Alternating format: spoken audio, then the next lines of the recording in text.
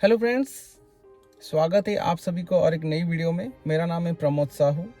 आज इस वीडियो में हम कार की कोई प्रोज या कॉन्स के बारे में बात करने वाले नहीं है। जो कार मैन्युफैक्चरर्स होते हैं वो चाहे कॉस्ट कटिंग हो या फिर और किसी भी रीजन की वजह से कुछ फीचर्स मिस कर लेते हैं जो कि सेम सेगमेंट की दूसरी कार्स में होते हैं, लेकिन ये उनकी डिसीजन है। उसको छोड़ के कुछ फीचर्स ऐसे हैं जो कि मैं नोटिस किया हूँ फॉक्सवैगन टाइगुन में, और मैं भी उसमें से कुछ फीचर्स स्लाविया हो गया, कुसाक या फिर वर्टस में भी इस टाइप का दिया गया है जिसको देख के नॉर्मल जो ओनर है वो कंफ्यूज होगी। उसमें से कुछ चीज़ें तो ऐसा भी है कि यूज़र मैनुअल में भी मेंशन्ड है, लेकिन आप इसको जब चेक करने जाएंगे कार में वो चीज़ आपको नहीं मिलेगी, जिसके वजह से और ज़्यादा कन्फ्यूजन क्रिएट होती है। उसी टाइप का कुछ फीचर्स के बारे में आज इस वीडियो में हम बात करने वाले हैं। सबसे पहला जो कन्फ्यूजन है वो हमारे आंखों के सामने ही रहता है। ये जो बटन दिया गया है इसको अगर आप प्रेस करेंगे आपको इस टाइप का मैसेज आएगी, बटन विदाउट फंक्शन। एक्चुअली इसका फंक्शन ये है, आप अगर क्रूज कंट्रोल वाला जो बटन है उसको प्रेस करके इस बटन को प्रेस करेंगे तो एक स्पीड लिमिटर फंक्शन होता है, जिससे क्या होता है आप अगर 80 पे सेट करेंगे तो आपकी कार 80 से कभी भी क्रॉस नहीं करेगी स्पीड। अगर स्पीड क्रॉस कर लेती है तो अपने आप ब्रेक लग जाएगी और भाई 80 के स्पीड में ही रहेगी आपका लिमिट। तो इस कार में ये इसकी फंक्शनैलिटी काम नहीं कर रही है। अगर इसका फंक्शनैलिटी है नहीं तो यूज़र मैनुअल में इसको देने की कोई ज़रूरत नहीं थी। ये चीज़ अलग है कि आप टाइगुन और टी क्रॉस दोनों के लिए कॉमन मैनुअल यूज़र मैनुअल बनाए हैं, लेकिन वो तो यूज़र की रिस्पॉन्सिबिलिटी नहीं है ना, वो तो कंपनी की रिस्पॉन्सिबिलिटी है। तो उसी हिसाब से अगर कोई 20 लाख स्पेंड करके कोई कार खरीदता है तो एक यूज़र मैनुअल उसके लिए डेडिकेटेड बना लेते। इसमें यूज़र को कन्फ्यूज़न करने की कोई ज़रूरत नहीं थी। बाकी मैं फील किया हूँ कि कॉल डिस्कनेक्ट करने का या फिर म्यूज़िक पॉज करने के लिए डेडिकेटेड बटन कोई है नहीं, उसको अगर इसके जगह दे देते तो ज़्यादा बेनिफिशियल होता। एक तो विदाउट फंक्शन दिया गया है, दूसरा चीज़ ये लोगों को कंफ्यूज भी करता रहता है ये किस चीज़ का बटन है। लोग ये भी सोचते रहते हैं कि ये बटन हो सकता है हम असाइन करने के लिए कहीं पे ऑप्शन है, हम असाइन कर सकते हैं इसको। ये चीज़ आपने यहाँ पे भी कर रखे हैं, वेंटिलेटेड सीट का भी तो यहाँ पे ऑप्शन नहीं है, जबकि फ्यूचर में वेंटिलेटेड सीट का ऑप्शन हो सकती है।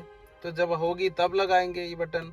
उसी केस में जब 360 डिग्री कैमरा की होती या फिर कुछ भी एडस की होती तब लगाते। यहाँ पे एक फीचर है कार के अंदर, मिरर एंड वाइपर के अंदर lowering in reverse.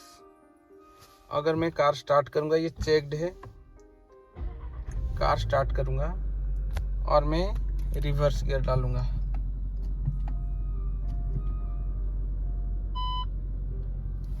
Reverse gear में है कार, देखिए कोई लोअरिंग नहीं हुई मिरर। मुझे हर बार क्या करना पड़ता है, इसको मैनुअली ऐसे लोअर करना पड़ता है।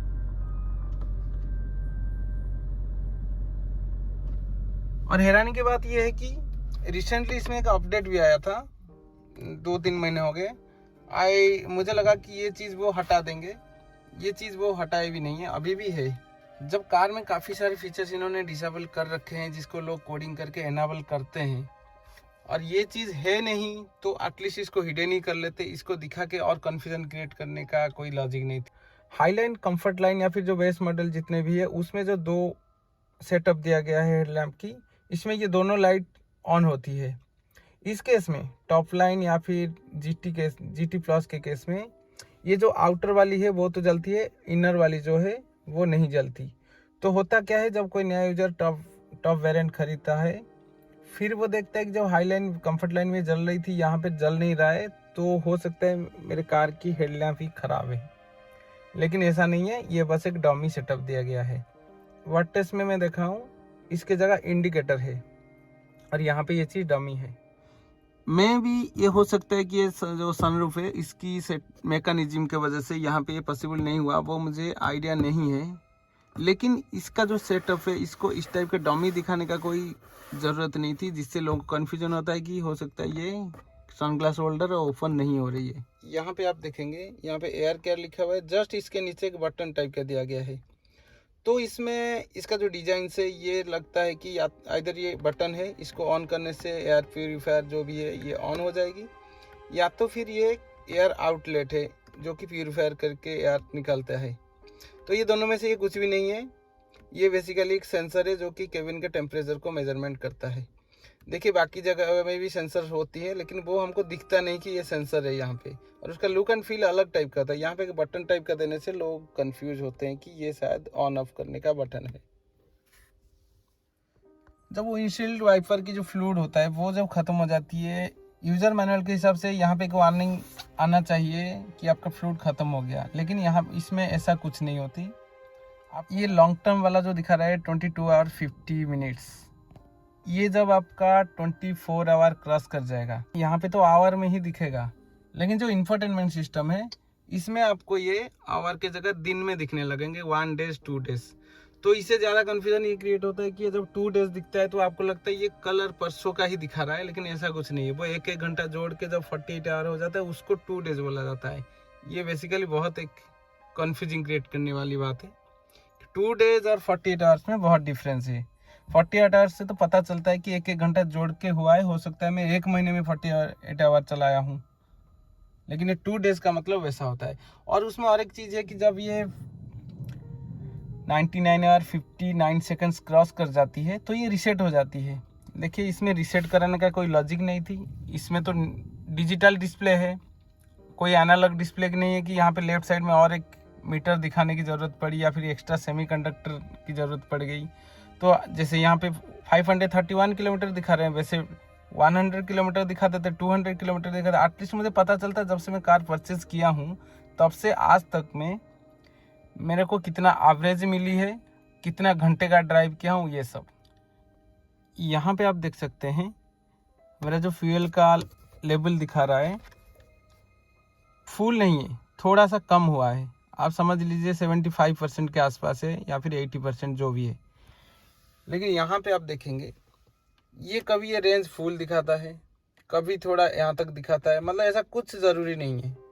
मतलब इसको देख के आप ये डिसाइड नहीं कर सकते कि ये फ्यूल का ही दिखा रहा है, जबकि ये रेंज यहाँ पे दिखा रहा है। और कार अगर आप ड्राइव नहीं करेंगे, इवन इग्निशन ऑन करके म्यूजिक भी सुनेंगे, ये जो आप आवर देख रहे हो ना 22 आवर 52 मिनट्स, ये अभी 51 मिनट्स थी, ये बढ़ गई। इसके बढ़ जाने से होता क्या है, ये आपका जो एवरेज स्पीड है वो कम हो जाती है। तो कोई अगर देखेगा ट्रिप समरी तो उसको लगेगा कि इतना कम स्पीड में कैसे ड्राइव करके आए, जबकि ऐसा भी हुआ होगा आपने 100 स्पीड में ड्राइव करके गए और 1 घंटा बैठ के कहीं गाना सुन लिए या आराम कर लिए, तो वो भी उसमें एडजस्ट हो जाती है, जो कि ऐसा नहीं होना चाहिए। मेरे हिसाब से इग्निशन इंजन स्टार्ट होने के बाद ही ये चीज़ होना चाहिए। एक इसके अंदर है सेटिंग्स के अंदर मीडिया करके ऑडियो, इसके अंदर है स्पीड डिपेंडेंट वॉल्यूम, इसको मैं हाई करके रखा हूँ टेस्ट करने के लिए। ये मैंने कई तरह का टेस्ट कर लिया, ये काम नहीं करती। जबकि टाटा हैरियर में देखा हूँ उसमें थोड़ा स्पीड बढ़ाते ही वॉल्यूम बढ़ जाती है, वो पता चल जाता है फ़र्क। इसमें मैंने वॉल्यूम को भी चेक करके भी देखा, ये भी बढ़ नहीं रहा था, मुझे भी पता लग रहा था कि वॉल्यूम अप एंड डाउन नहीं हो रहा है। तो जो फीचर है नहीं, एटलीस्ट ये डिस्प्ले से हटा देते तो ये कन्फ्यूजन क्रिएट नहीं होता। और एक बड़ा कन्फ्यूजन है, जब आप कार को लॉक करते हो तो आपको मैनुअली घूम के देखना पड़ता है कि जो इंडिकेटर है वो एक बार ब्लिंक होगा तभी कार लॉक हुआ है। नहीं तो अगर किसी भी डोर अगर ओपन रह जाता है कार की, तभी आपको पता नहीं चलेगा कि वो डोर ओपन है, ना कार से कोई बीप आती है या फिर अलर्ट आती है जिससे आपको ये चीज़ पता चले। आई होप कि आपको हमारी वीडियो अच्छी लगी। अगर वीडियो अच्छी लगी तो प्लीज़ वीडियो को लाइक कर दीजिए और चैनल को सब्सक्राइब कर दीजिए। थैंक्स फॉर वॉचिंग, फिर मिलते हैं और एक नई वीडियो के साथ।